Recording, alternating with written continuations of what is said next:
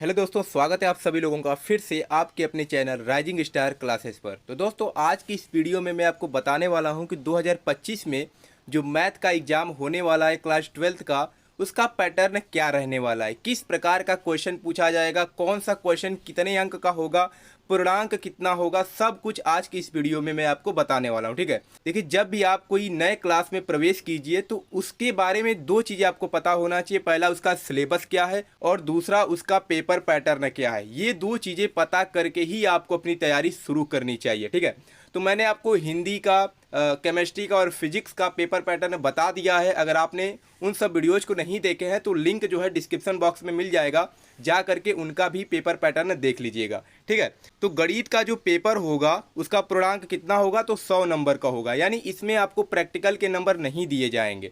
100 number का paper आएगा, जितना आप करके आएंगे उतना ही नंबर आपको मिलेगा। ठीक है, 3 घंटे 15 मिनट आपको समय दिए जाएंगे और 15 मिनट जो होता है वो परीक्षार्थियों को प्रश्न पत्र पढ़ने के लिए निर्धारित होता है।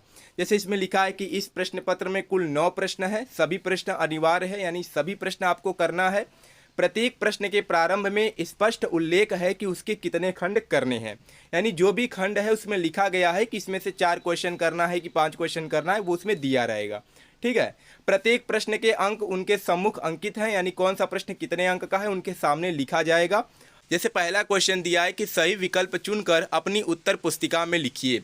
मान लीजिए कि f ऑफ x बराबर 3x द्वारा परिभाषित फलन f such that r tends to r है, तो सही उत्तर चुनिए। f जो है एकाएकी आच्छादक है, f बहु एक आच्छादक है, f एकाएकी है परंतु आच्छादक नहीं है, f न तो एकाएकी है और न ही आच्छादक है। तो आपको बताना है कौन सा ऑप्शन करेक्ट है।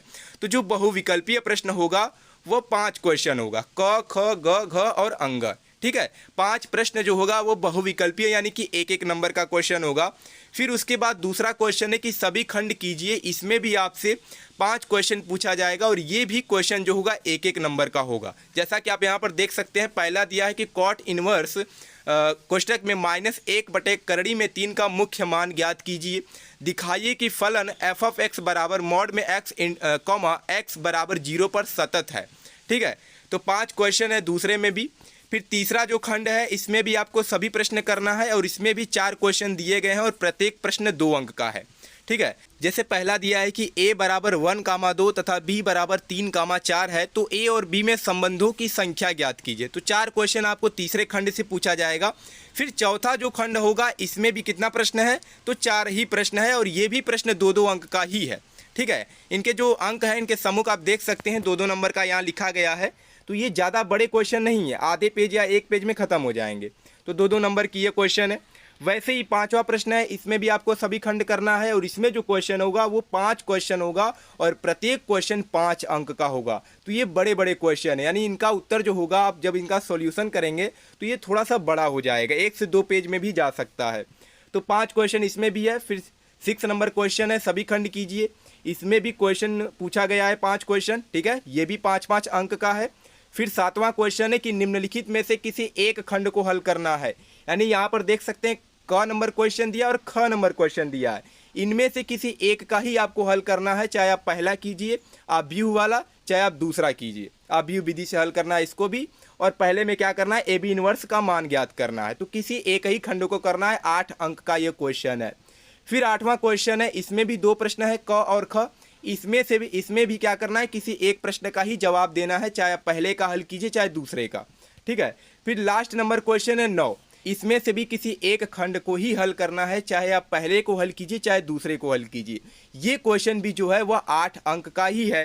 तो देखिए, पेपर में आपको क्या करना है, सबसे पहले 7वां, 8वां और 9वां इन्हीं 3 क्वेश्चन को हल करना है, क्योंकि ये क्वेश्चन जो है 8-8 अंक के क्वेश्चन है और बहुत ज़्यादा कठिन नहीं होते हैं।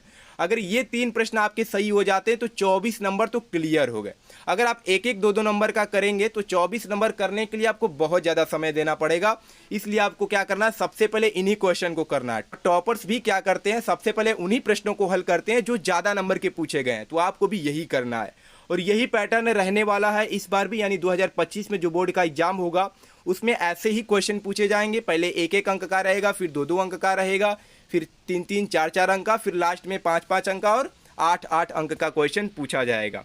ठीक है। तो ऐसे ही आपको अपनी तैयारी करनी है। अब आपको इसमें देखना है कि किस चैप्टर से ज़्यादा क्वेश्चन पूछा गया है, तो उस चैप्टर पे आपको क्या करना है, ज़्यादा ध्यान देना है। ठीक है, तो चलिए मिलते हैं नेक्स्ट वीडियो में एक नए टॉपिक के साथ। तब तक के लिए धन्यवाद।